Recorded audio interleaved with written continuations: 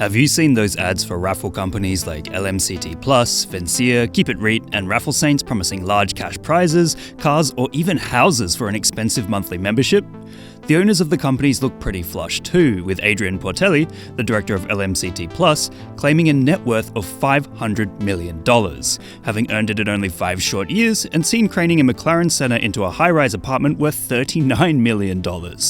But how can a company make their earnings model based on raffles when the law clearly states running raffles for profit is illegal across many jurisdictions in countries such as North America, Canada, the UK, and Australia? As it would turn out, this is happening due to a loophole allowing individuals to run what amounts to unregulated gambling online, using shady tactics to earn insane amounts of money.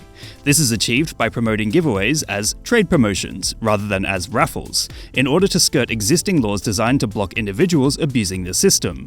Legally, tickets to these trade promotions must be free, but this caveat is skirted by payment for a rewards club offering discounts, which is the trade these companies say they are selling. These rewards clubs just so happen to give free entries to giveaways, and hence are technically not raffles. However, the law is clearly too slow to keep up with the fast pace of the online world, and has done next to nothing in this situation to stop it. Entrants of rewards clubs are fleeced hundreds of dollars, as companies claim the more money one gives, the higher chance there is to win giveaways with multiple accumulating entries.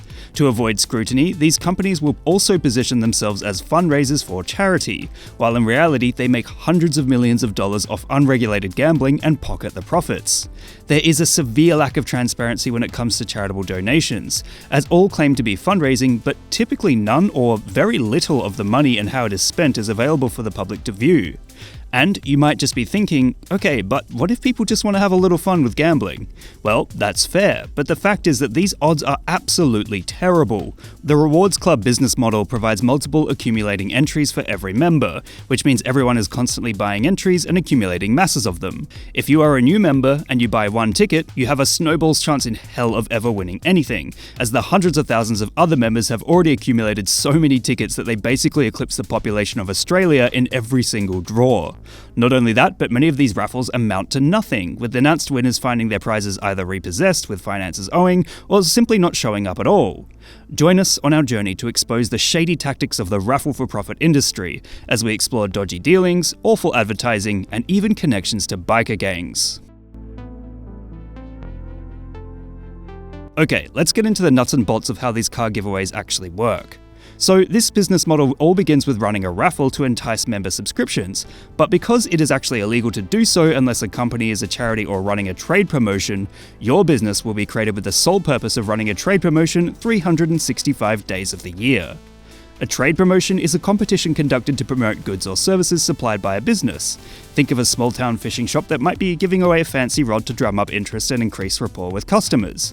But in this instance, your business is entirely online, so you have to find an entirely new trade to promote.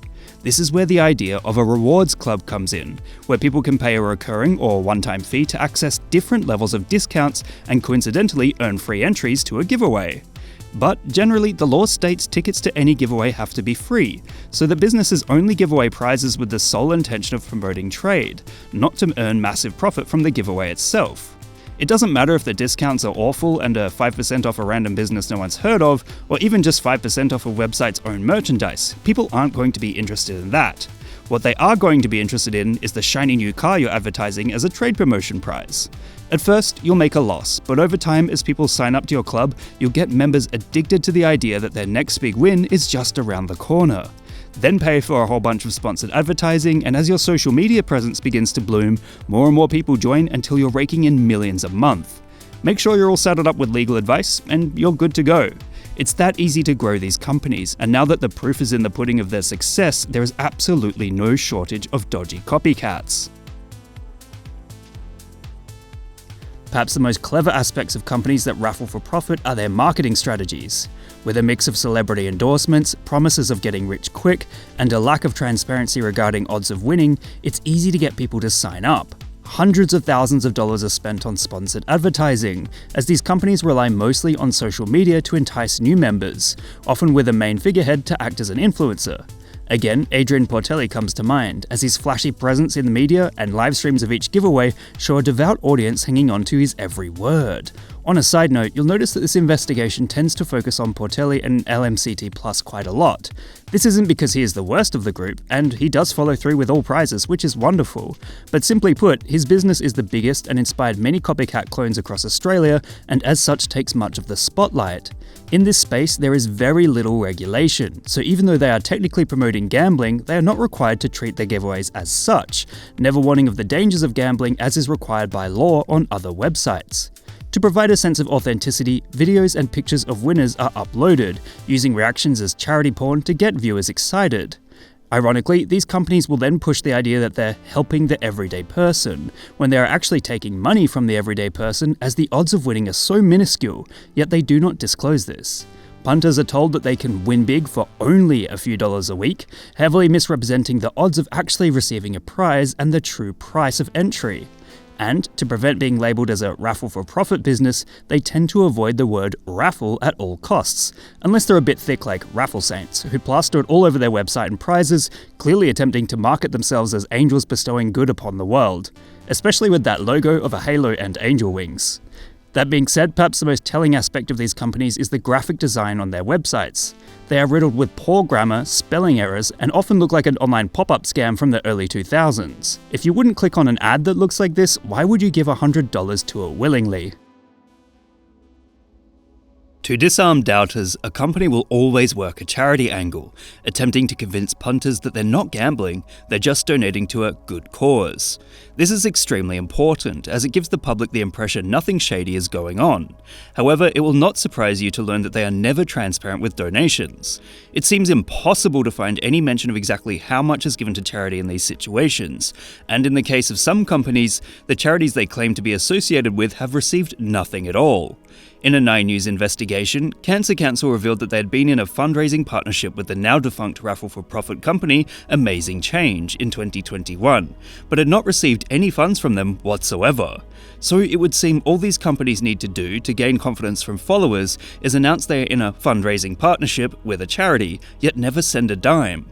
Or, in the case of LMCT+, this issue was bypassed completely with the creation of their own charity, the Little Legends Foundation. This is one of the reasons why they are so widely trusted. Fans of the business will say, yes, I understand that it's gambling and that there are low odds of winning, but LMCT+ are great because they give so much back to kids. Unfortunately, this appears to be incredibly misleading. The Little Legends Foundation operated for precisely 1 financial year and stopped as of 2022, announcing it is not intending to fundraise for the 2023 period in its publicly accessible annual information statement. And during the time they did raise money, the amount that went to actually helping kids is a pittance compared to the hundreds of millions of dollars in net worth claimed by Portelli. This seems to be a charity porn scenario, in which footage of sick children receiving gifts has been plastered all over websites under the Little Legends name. On a side note, there is the argument that those who donate are at least doing a little bit of good in the world, and that's fair.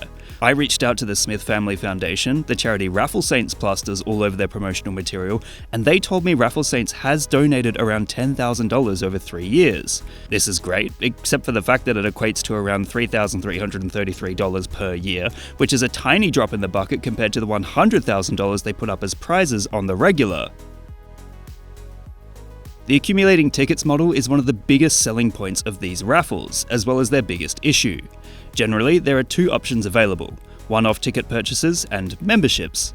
Memberships are the real cash cow, as they promise special features such as accumulating tickets and hook people in on a monthly basis. These accumulating tickets never expire and are entered into every single draw, which sounds great, right?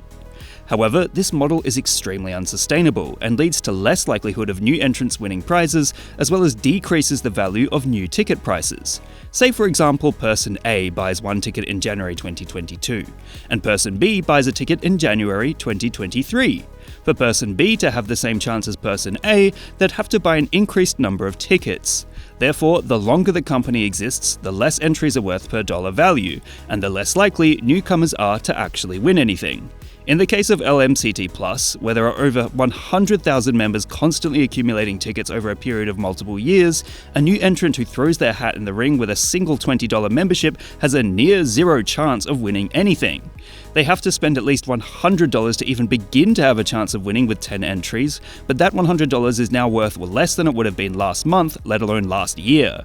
This, of course, gets even more insane when companies introduce double, triple, or quintuple entry promotions, absolutely blowing the odds of winning into stratospherically small chances. Yes, it is wonderful if someone wins, but again, please enter these competitions knowing your chances are absolutely awful compared to winning the lottery or even gambling at the casino. It is, at heart, a Ponzi scheme, favouring those willing to part with the most money from the beginning. And here's the kicker. Say you have 50,000 members paying $100. You have $5 million in revenue a month. As noted prior, LMCT Plus has far over 100,000 members, and it appears to be growing, so you can imagine how easy it is for Adrian Portelli to absolutely rake in cash at the expense of uninformed loyalty members, with big prizes worth a mere fraction of yearly revenue. And to assuage fears of bloated entry odds, often companies will advertise a limited entry cap on tickets, but this wording is deceptive. Say for example you have a 5,000 entrant cap in a raffle. It sounds like only 5,000 people will be entered, but this is wrong. The accumulated entries from other members are still in play, of course, and new members can still buy multiple tickets. If each of those new 5,000 members buy 10 tickets, then that's an extra 50,000 entries on top of the potential millions of accumulated entries owned by other members. Imagine signing up to Crypto Competition's member program, where it's possible to garner 100 entries each month. This brings us to the scam side of for-profit raffles, wherein these million-dollar companies are far from giving when it comes to supporting their loyal customers. Because the business is so lucrative, many less than savory types have popped up with the sole intention of screwing people out of their money. And I'm not just talking about creating a system where the odds of winning shrink exponentially. This report from 9 News showed a guy who won a car from trade promotion site Amazing Change, but his Mercedes never turned up, despite him sinking $300 into the site. A similar story exists where a woman won a car and then had it immediately repossessed, thanks to a trade promotion site, Hello Lifestyle, leaving finances owing on their prize, despite claims all expenses were paid. It turns out the owner of Hello Lifestyle had affiliations with the Comanchero biker gang, confirming its position as organised crime. Biker gangs are infamous for money laundering through giveaways, with raffle prizes being their bread and butter for the cleaning of cash. As such, this raffle-for-profit business model has a history heavily rooted in criminal activity. However, the fact that the raffle-for-profit industry is operating in a legal grey area known as trade promotions is not entirely lost on authorities, as Jones LLC had their assets seized and were under investigation by the New Zealand police, yet everything was given back and charges were not laid, demonstrating the fact that more work needs to be done on regulating this loophole exploitation. This morning at 8 o'clock when I woke up, there's a knock on the door and they come and want to search the whole house. They've paused everything. They don't have no charges, no nothing. They think we're running an illegal gambling, blah blah blah. But I pay lawyers' fees. I got all the lawyers under the sun, mate. I pay bloody this. It's quite clear that these companies are indeed running raffles for millions of dollars of profit, despite labeling giveaways as trade promotions on a technicality. However, the more money they earn and the more companies that pop up with the sole intention of scamming people, the sooner governments will realize these lucrative enterprises are simply running a raffle-for-profit model and will move to stop it. Adrian Portelli seems to realize this, as he is selling LMCT Plus, which is strange because he claims he makes $60 million a year from it. What reason would he have to sell except intuition that this business model is unsustainable? Already, the regulations in many states, such as South Australia, are tightening around this activity, which is why you'll notice many of the Australian giveaways exclude South Australian participants. And again, with Jones LLC being raided by police, it's clear the raffle bubble will burst. It's only a matter of when and not if. Here's hoping this video educates those interested in throwing a few dollars toward winning a fancy prize, as their odds of claiming it are astronomically low. See you next time on Lessons in Internet Culture.